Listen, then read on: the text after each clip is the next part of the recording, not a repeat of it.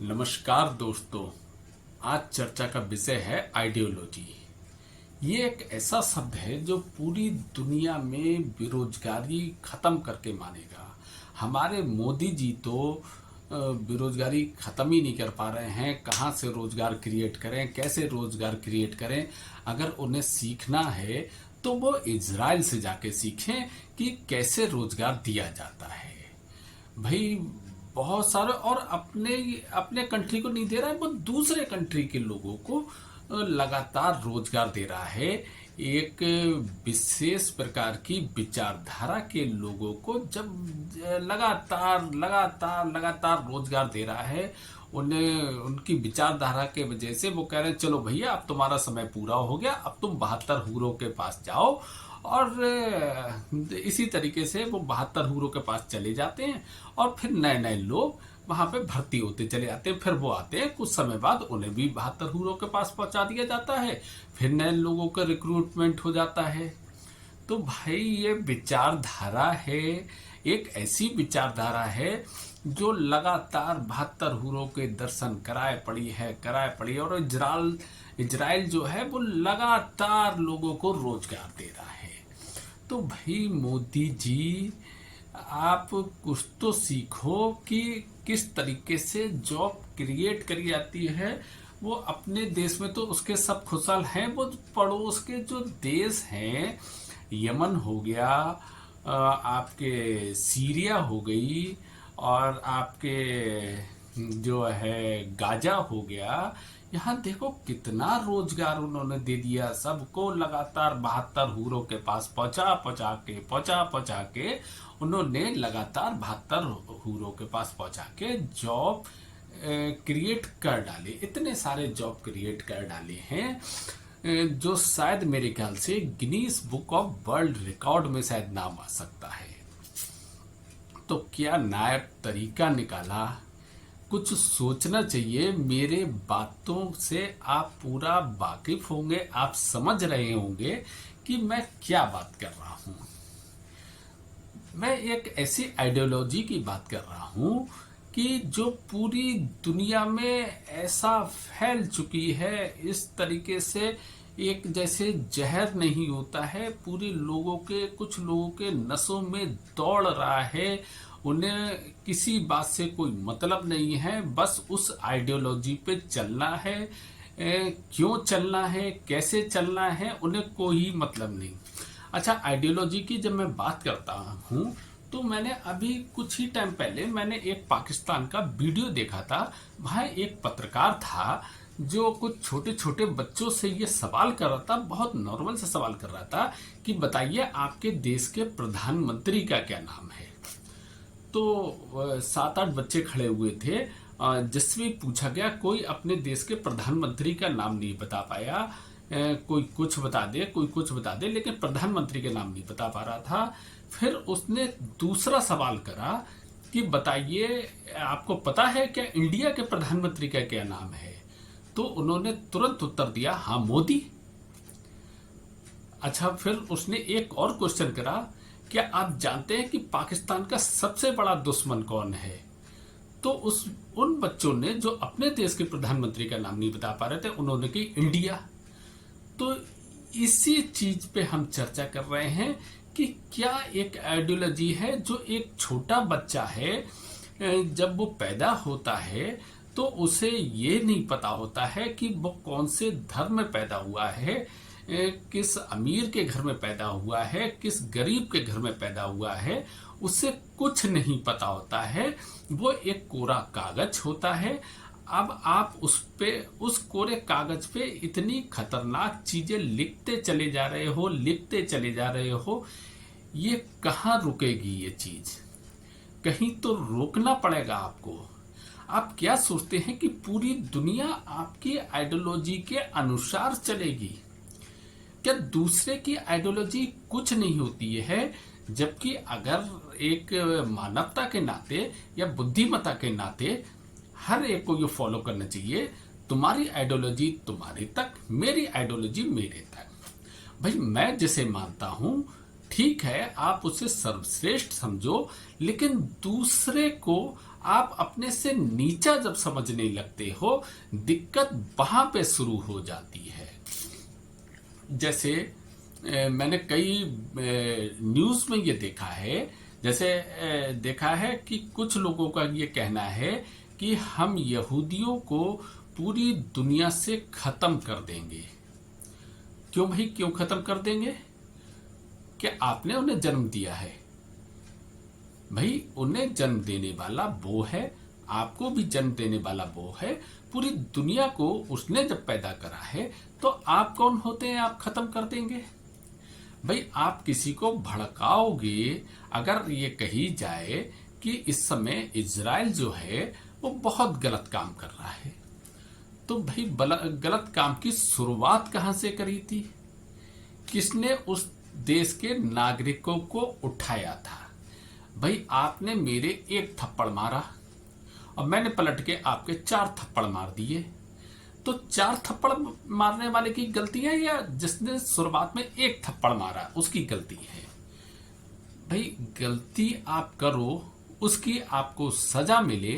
अब पूरी दुनिया में आप छाती पीटो कि नहीं साहब ये गलत है, ये ह्यूमन राइट का उल्लंघन है, ये तो लोगों को मार डालेगा, सिविलियंस को मार रहा है।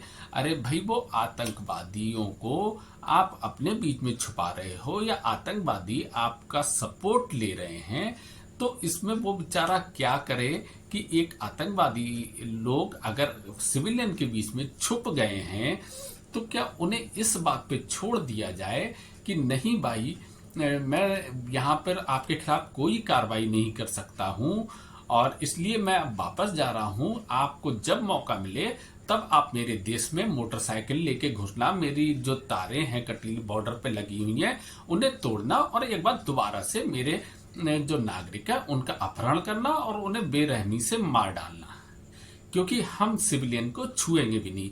भाई, जब लड़ाई होती है ना, तो उसमें नुकसान सबका होता है। जब गेहूं पिसता है तो उसके संग में घुन भी पिस जाता है। तो पूरी दुनिया का ये कहना है या एक वर्ग का ये कहना है कि इजराइल बहुत जालिम देश है, वो लोगों को बुरी तरीके से मार रहा है। तो मार क्यों रहा है? क्या आपने कभी इसका खंडन करा? अब मैं बताऊं कि जगह जगह बहुत इजराइल के खिलाफ प्रोटेस्ट हो रहे हैं, उसे दरिंदा बताया जा रहा है। यहाँ तक कि हमारे देश भारत में भी कई जगह अभी हिजबुल्लाह के समर्थन में जुलूस एक निकाला गया, उसका बहुत समर्थन किया गया। आपको क्या मतलब है कि इजराइल और यमन में अगर लड़ाई चल रही है तो आपको उससे क्या मतलब? ठीक, आप अपनी विदेश नीति देखो, मेरे देश की जो सरकार है उसकी क्या नीति है, उसके दूसरे देशों से क्या संबंध है, उसे क्या करना चाहिए। क्यों भाई आप नहीं समझते? हमारे तो संबंध फिलिस्तीन से भी अच्छे हैं और हमारे संबंध इजराइल से भी अच्छे हैं। तो आप ये क्या काम करने लगे कि नहीं साहब, एक जो आतंकवादी है उसे आप शहीद बता रहे हो, उसे आप बढ़ चढ़कर आप उसका समर्थन कर रहे हो। तो ये आइडियोलॉजी है। इस आइडियोलॉजी ने पूरी दुनिया को थर्ड वर्ल्ड वॉर के नजदीक पहुंचा दिया। जितने भी तीनों जो विश्व युद्ध, 2 विश्व युद्ध जो हुए हैं, वो किसी जमीन की वजह से नहीं हुए या कोई भी ऐसी वजह नहीं थी कि वो केवल एक आइडियोलॉजी की वजह से ही। इससे पहले 2 विश्व युद्ध भी हुए थे, उसका नतीजा क्या निकला? अरे, बुद्धिमान वो नहीं होता जो अपने एक्सपीरियंस से सीखता है। बुद्धिमान वो होता है जो दूसरों के भी एक्सपीरियंस से सीख लेता है। तो आप सोचो कि एक हिटलर की आइडियोलॉजी थी, उसने पूरी दुनिया को किस राह पे धकेल दिया था। अब उसी जैसी आइडियोलॉजी आप पकड़कर पूरी दुनिया को खत्म करना चाहते हो, या एक ऐसी आइडियोलॉजी आप पनपा रहे हो लोगों के मन में जो एक गजवाए हिंद का सपना देखते हैं। भाई, हम खत्म हो जाएंगे, यहूदी खत्म हो जाएंगे, क्रिश्चियन खत्म हो जाएंगे, आपके सिख खत्म हो जाएंगे, पूरी दुनिया से हमने मान लिया सब खत्म हो जाएंगे, तो क्या आप लड़ना छोड़ दोगे? जब इजराइल से ये कोई युद्ध नहीं हो रहा था बहुत पहले, तब भी तो आप लड़ते थे। सीरिया में कौन से हिंदू थे या कौन से यहूदी थे? ईरान इराक में कौन से हिंदू लड़ रहे थे? आप तो तब भी लड़ोगे। आपकी वो आइडियोलॉजी आज इस इधर आपको सूट करती है तो आप इस तरीके से बना लेते हो, उधर सूट करती है तो उस तरीके बना लेते हो। जब सब खत्म हो जाएंगे, ये गारंटेड बात है, तब आपस में आप लड़ोगे। तो फिर कैसी आइडियोलॉजी जिसका कहीं पर अंत ही नहीं है, जिसका शुरुआत में पता नहीं, जिसकी अंत का पता नहीं। एक आइडियोलॉजी गांधी की थी, एक आइडियोलॉजी गोडसे की थी। कुछ लोग कहते हैं कि गांधी जी बहुत अच्छे थे, कुछ लोग कहते हैं गोडसे बहुत अच्छे थे। ये लोगों की सोच का समझ है, कौन किसे सही मानता है। तो भाई ऐसी आइडियोलॉजी मत पालो जो पूरी दुनिया के लिए खतरनाक हो जाए, पूरी दुनिया उसमें तबाह हो जाए। उसमें वो बेगुनाह लोग भी मारे जाते हैं जिनका कोई दोष नहीं होता, जो पढ़ते हैं, लिखते हैं और बड़े सपने देखते हैं। आप उनके सपनों को बीच में ही खत्म कर देते हो। कुछ लोगों की मानसिकता की वजह से पूरी दुनिया वर्ल्ड वॉर के नजदीक पहुंच गई है। तो खत्म करो ये चीजें। आप अपने धर्म को जैसे मानना है वैसे मानो। आपके ही अनुसार अगर कोई व्यक्ति गलत करेगा तो ऊपर वाला उसे सजा देगा। तो आप कौन होते हो सजा देने वाला? आप जब ये मानते हो तो आप ये ऊपर वाले पे विश्वास रखो। अगर ये व्यक्ति गलत कर रहा है, हमारे धर्म के कुछ भी विरुद्ध हो रहा है, तो ऊपर वाला बैठा तो है। अगर आपने विश्वास करा है तो पूरा विश्वास करो, ना कि आधा अधूरा। आप गॉड नहीं हैं कि आप ही डिसीजन ले लेंगे।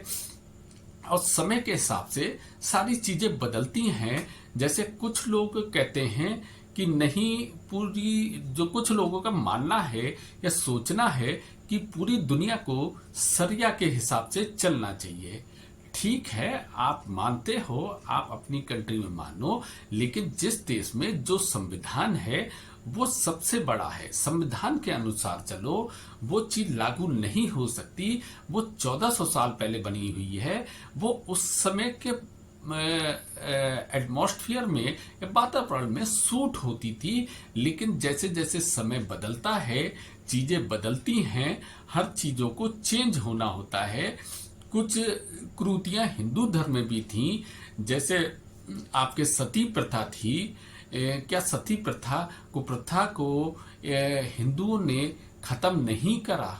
बलि प्रथा थी, बलि प्रथा 99% खत्म की जा चुकी है। 1% लोग चोरी छुपे अगर करते हैं, वो एक्सेप्शनल केस है, उसको नहीं लेना चाहिए। तो जो भी चीज अगर गलत हो रही हैं, वो उस समय की दृष्टि में, उस समय के हिसाब से वो चीजें ठीक थी। लेकिन अगर आप कहो कि ये हजारों साल बाद भी वो सारी चीजें आज की परिस्थिति में वैसे ही बनी रहेंगी, तो ये संभव है ही नहीं। तो भाई, मानवता से बढ़कर कोई विचारधारा हो ही नहीं सकती। आप भी शांति से रहो, हम भी शांति से रहें, पूरी दुनिया शांति से रहे। हम तो पहले ही कहते हैं कि बॉर्डर होना ही नहीं चाहिए। क्या किसी जानवर, वो कोई जानवर के लिए कोई बॉर्डर होता है? पशु पक्षी के लिए कोई बॉर्डर होता है? भाई, आपको ऊपर वाले ने जन्म दिया है, आपको दिमाग दिया है। आप मिलजुल कर क्यों नहीं रह सकते? आपकी इस प्रकृति को संभालने की रिस्पॉन्सिबिलिटी है, क्योंकि आपके पास वो नायब चीज है, ये दिमाग है। इसका उपयोग पूरी प्रकृति को, पूरे पशु पक्षी को, पूरे जीव जंतु को संभालने के लिए सदुपयोग करो। क्योंकि जैसा कर्म करोगे वैसा ही फल मिलता है। जो आप बीज बोगे वैसी ही फसल आप काटोगे। सब लोग ये जानते हैं। उसके बाद भी एक दूसरे से इतनी नफरत करते हैं कि मारते वक्त ये भी नहीं सोचते कि ये भी किसी का बेटा है, ये भी किसी का भाई है, ये भी किसी का बाप है, ये भी किसी का पति है या पत्नी है या बहन है। आप कितना बड़ा दर्द दे देते हो उन आतंकवादियों से पूछो। कभी आपने मारने के बाद उसके घर में गए, देखा, उनके दर्द को महसूस करो कि आप क्या करते हो, आपको इससे क्या मिल जाएगा। कुछ पाठ लेके, कुछ ईंटें पत्थर लेके, कुछ धरती का भूभाग लेके, लोगों के खून की नदियां बहा के अगर वो भूभाग भी आपको मिल जाता है तो वो किस काम का। उस देश की मिट्टी खून से सनी हुई होगी, उस मिट्टी पर लोगों की बद्दुआएं होंगी। आप कैसे उस देश में एक अच्छी फसल पैदा कर सकते हो, कैसे आप चैन से रह सकते हो, जब आप खुद मानते हो कि बुरा काम का बदला बुरा होता है। जब आपका ऊपर एक समय कयामत के बाद आपका जब हिसाब किताब होगा तो आपसे सवाल जवाब करे जाएंगे। जब आपसे पूछा जाएगा कि आपने निर्दोष लोगों को क्यों मारा, आपने किसी के भाई को मार के बहन को कितना बड़ा दर्द दिया, या बेटे को मार के बाप को कितना बड़ा दर्द दिया, तो आप उस समय उसका क्या जवाब दोगे। क्या वो आपकी बातों से सहमत हो पाएगा? अगर आपका दिमाग कहता है सहमत हो पाएगा तो आप विचार करना, मतलब आप विचार करना क्या वो आपकी बात से सहमत हो सकता है। तो भाई ये आइडियोलॉजी आपको बदलना पड़ेगी, आपको समय की परिस्थिति के अनुसार बदलना पड़ेगा। कई हमारे वैज्ञानिक भी थे, उनका भी मानना ये था कि जो भी अपने आप को परिस्थिति के अनुकूल नहीं बना पाता है वो एक दिन लुप्त हो जाता है। ये साइंस का भी नियम है, ये धार्मिक नियम भी है। तो क्यों नहीं आप सोच पा रहे हो? थोड़ी बुद्धि लगाओ, थोड़ी कुछ करो। आज ईरान भी बढ़ चढ़कर बोल रहा है कि जब तक हम यहूदियों को खत्म नहीं कर देंगे या इजराइल को खत्म नहीं कर देंगे तब तक ये युद्ध, ऐसा युद्ध चलेगा, वो रुकने वाला नहीं है, हम रुकेंगे नहीं।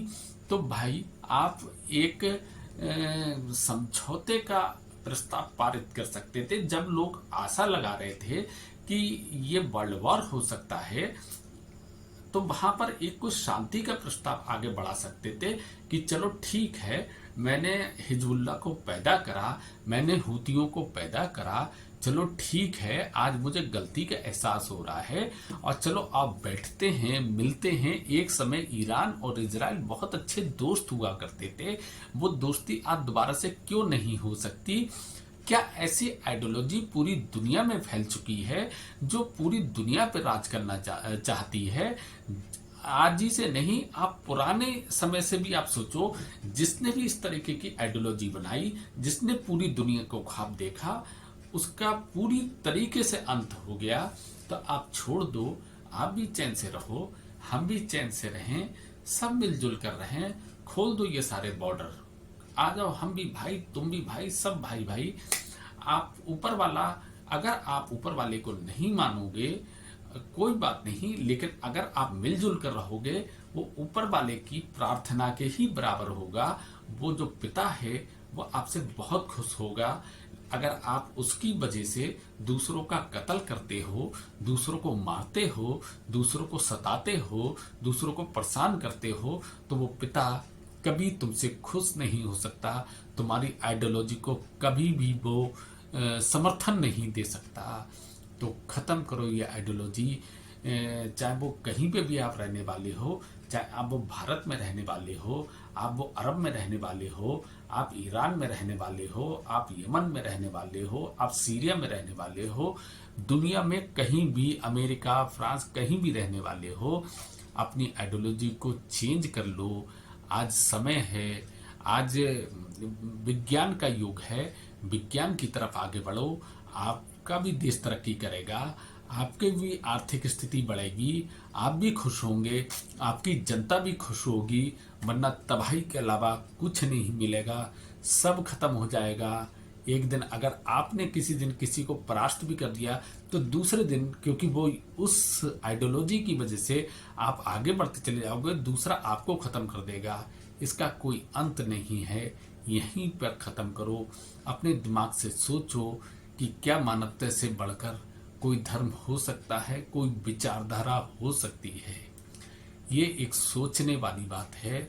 मेरे मन में जो आता है मैं खुलकर उस पर प्रखर रूप से बोलता हूँ, कुछ बातें रोक जाता हूँ क्योंकि बहुत ज़्यादा कंट्रोवर्सी हो सकती है।